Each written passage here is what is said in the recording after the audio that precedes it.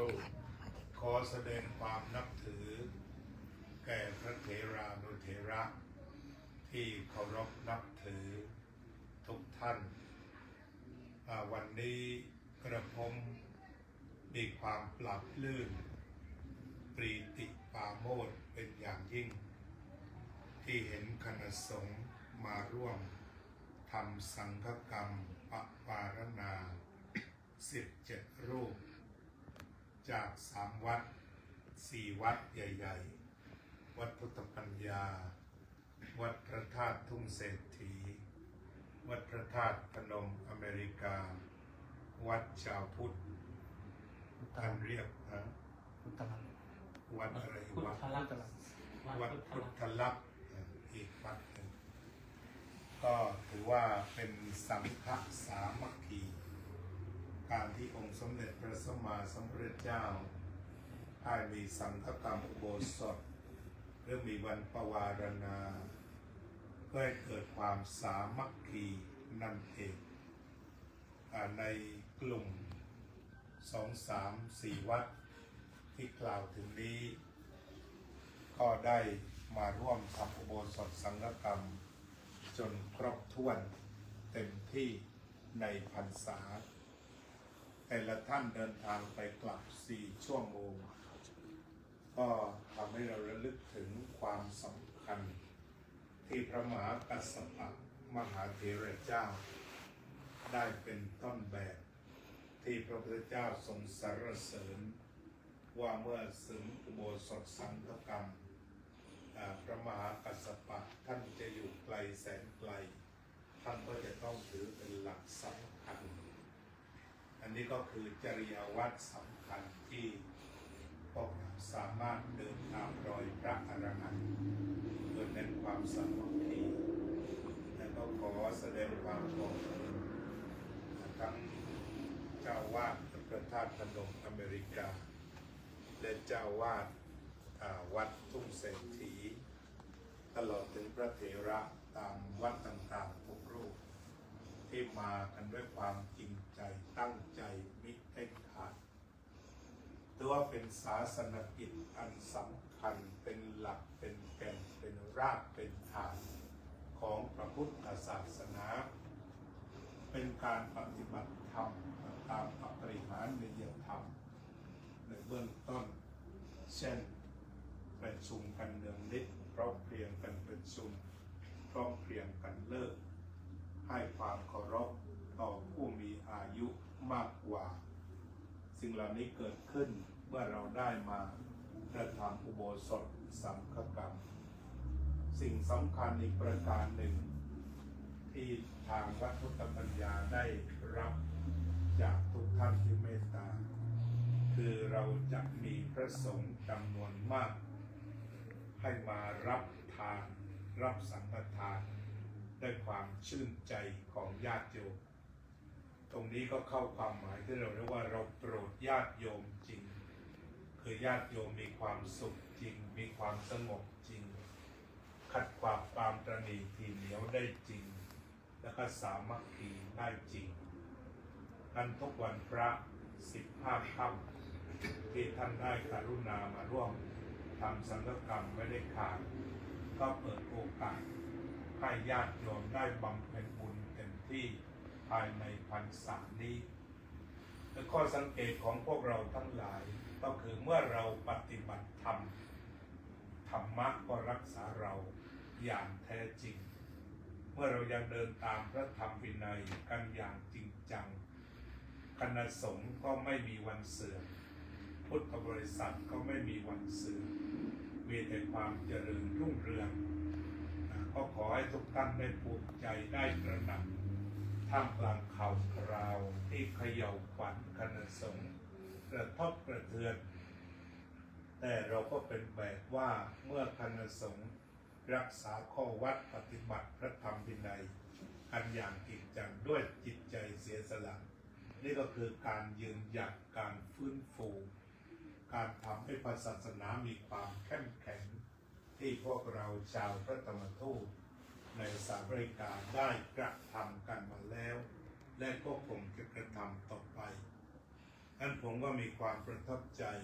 ที่ทุกท่านได้มาร่วมมีสารานิยธรรมอย่างครบถ้วนหนึ่งมีเมตตากายกรรมทุกท่านเต็มไปด้วยความอดน้อมถ่อมตนสองเมตตาวจีกรรมพูดจาโอภาปราศัยเป็นกำลังใจในการปฏิบัติธรรมให้แก่กันและกันสามเมตตามโนกรรมทุกคนมีน้ำใจเสียสละประโยชน์ส่วนตัวเสียสละความขี้เกียจความเห็นแก่ตัวทั้งหมดจนกระทั่งมาสู่การทำอุโบสถสังฆกรรมร่วมกันเป็นมโนกรรมที่ดีเยี่ยมทิฏฐิสามัญญตาเรามีความเห็นตรงกันว่าการทำอุโบสถสังฆกรรมคือการยืนหยัดหลักการของการมีอยู่อย่างมั่นคงในพระพุทธศาสนาเพราะเหตุการณ์ในยุคของพระเจ้าอโศกช่วงหนึ่งพระสงฆ์แตกแยกกันรุนแรงจนไม่ยอมลงอุโบสถเพราะฉะนั้นเมื่อเรายังมีการลงอุโบสถสังฆกรรมอยู่ก็ถือว่าคณะสงฆ์ยังมีแสงเรืองรองยังมีหลักยังมีเกณฑ์ที่มีความมั่นคงต่อไปเมื่อทิฏฐิสามัญญตาศีลสามัญญตาความเป็นผู้มีศีลตรงกันได้มาร่วมกันฟังปาติโมกข์สาธารณโภคีได้บริโภคร่วมกันญาติโยมสาธุชนที่มาที่นี่ผมมีความสุขที่โยมรู้สึกรักพระทุกรูปอันนี้เป็นจุดมุ่งหมายของกระผมและทุกครั้งอุบาสกบาสิกาที่ดูแลท่านผมก็ชื่นใจที่มีความขนขวายวิยาวัจจะไม่ดูแลทุกวัด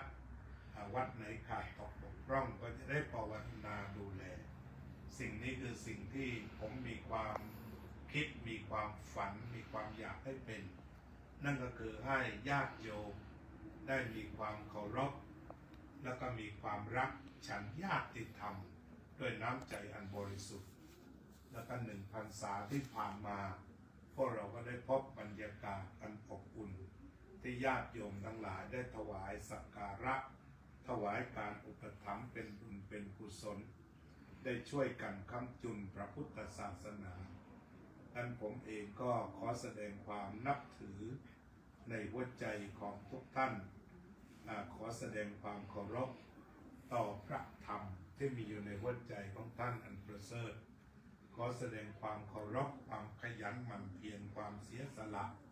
เพื่อทำรงพระพุทธศาสนาซึ่งเราได้ทำกันมาแล้วและก็คงจะต้องทำกันต่อไปจากนี้ไปเราก็คงจะต้องมีจากกันไปบ้างแต่ว่าก็ขอให้ได้ทำหน้าที่ตระหนักตรงไหนมีลงอุโบสถได้ก็ไปลงสามารถสวดปาติโมกข์ได้ก็ไปช่วยกันสวดเพราะนี่คือการนำมาซึ่งความสมัครสมานสามัคคีวันปวารณามีเรื่องที่น่าประทับใจที่พระพุทธเจ้าทรงมอบเป็นมรดกนั่นก็คือว่ามี2 เปิดด้วยกันปวารณาก็แปลว่าการเปิดใจและเปิดโอกาสการเปิดใจและเปิดโอกาสของคณะสงฆ์ในพุทธศาสนานั้นทำให้คณะสงฆ์มีความพิเศษถ้าคณะสงฆ์เข้าถึงวันปวารณาเราจะมีความพิเศษแตกต่างจากโลกทันทีเพราะโลกเวลาที่มีโทษเขาก็จะต้องใช้อาชญาใช้การลงโทษตามกฎหมายแต่ในทางธรรมะพระพุทธเจ้าให้เราตักเตือนกัน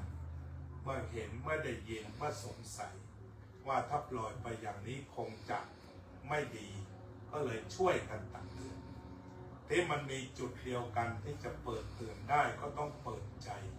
มีความอ่อนน้อมถ่อมตนดังคำที่เราให้พรญาติโยมเลยอภิวาทนาสีลิสังนิจจังวุฒาปัจจายิโน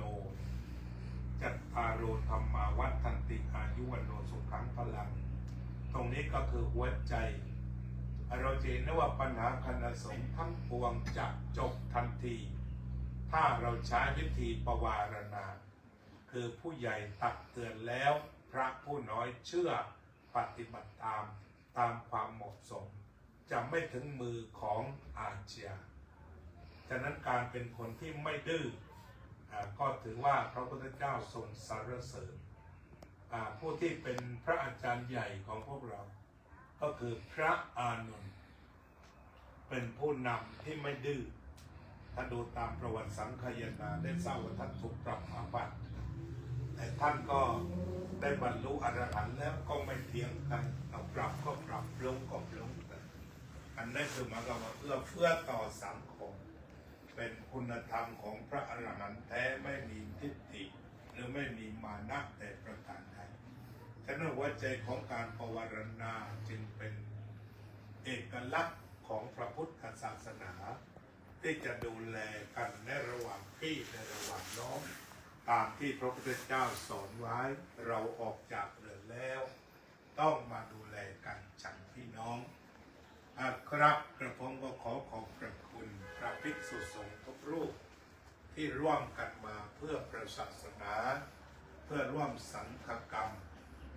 เพื่อเกิดความสมัครสมานสามัคคีและธรรมะทั้งหลายก็จะเจริญรุ่งเรืองก็ขออำนวยพรให้ทุกท่านมีความเจริญรุ่งเรืองในร่มประทับของพระสัมมาสัมพุทธเจ้าสืบไปทุกท่านทุกรูปเถิด